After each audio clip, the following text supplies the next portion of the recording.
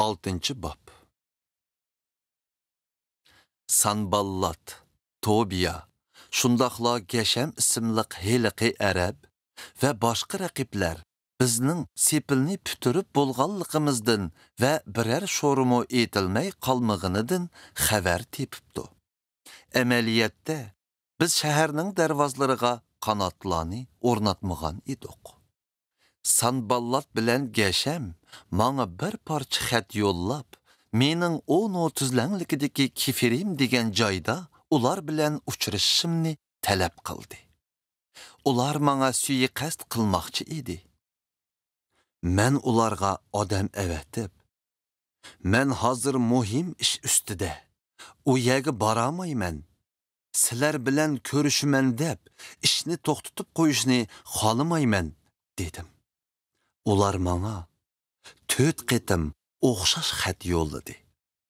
Men ularga burunqiga o'xshash javob qaytardim. 5 qitim Sanballat manga o'z xizmatkorlaridan ochiq xat yo'lladi. Xatda mundaq deyilgan edi. Xalq orasida gap tarqalibdi. Geshammi shundaq deydi. Siz ham Yahudiylar isyon ko'tarmoqchikansizlar. Şuna sepilni quritib etibsizlar. Bu gapcha siz ulağı padişah bo'lmoqchikansiz. Hamda payg'ambarlarni o'rinlashtirib, Yerusalimda o'zingizni Yahudiyaning padişahı deb jakarlatqudaksiz. Bu ish jazman padişahning qulug'iga yetidi. Şuna kelib men bilan bu to'g'riliq maslahatlashishingizni tavsiya qilaman. Men uningga undaq ish yo'q. Buni o'zingiz o'ydirib chiqargan deb javob yo'lladim. Ular bizni qo'rqitib, qo'limizni ishqi barmas qilib, sepilni tutturmaslikni o'ylagan edi. Men ey Xudo, qo'limga kuch-qudrat bergaysan deb duo qildim. Bir kuni men Mehetabielning navrisi Dilayaning o'g'li Shimayaning uyiga bordim. U ishini taqib elib, uydan chiqmaydi. U menga biz ibodatxona ichida ko'rishib, ishini taqib etayli.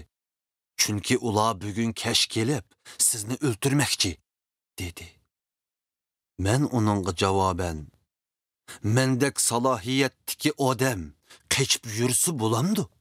Mendek salohiyatdagi odam jinini omon etish uchun ibodatxonaga mo'kinib olsa bo'lamdi. Men qat'iy bormayman dedim. Men Shimayani Xudoning avatmaganligini, balki uning Tobiya bilan Sanballatga setilib, menga payg'ambarcha aytgan so'zining Xudodan kelmaganligini tonib yetdim. Ular meni qo'rqitib, gunohga paturmoqchi bo'lgan. Ondan nomimga dog' keltirib, tuhmat chaplamoqchi bo'lgan. Men ey Xudoyim, Tobiya bilan Sanballatning qilmishlarini esingda tutqaysan. Meni qo'rqitmoqchi bo'lgan saxta payg'ambarlardan ayol Nuadiya bilan boshqalarni esingda tutqaysan deb duo qildim. Sepil 52 kunda kuz fasli Elul oyining 25-kuni tamomlandi. Raqiblarimiz va atrofimizdagi xalqlar buningdan xabar topganda qo'rqdi va xijolat qoldi. Chunki ular bu qurilishning Xudoning yordami orqali bitganligini tonib yetgan edi. Şu 52 kun jarayonida Yahudi jamoat arboblari bilan Tobiya o'ttirisida xat aloqa bo'lib turdi.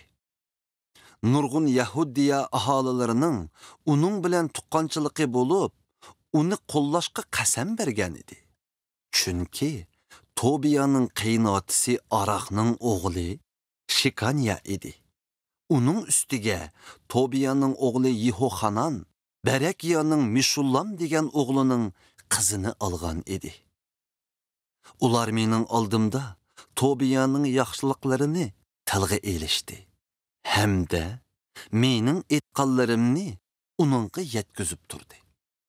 Tobiyamu meni qo'rqitish uchun davomli xat yo'llab turdi.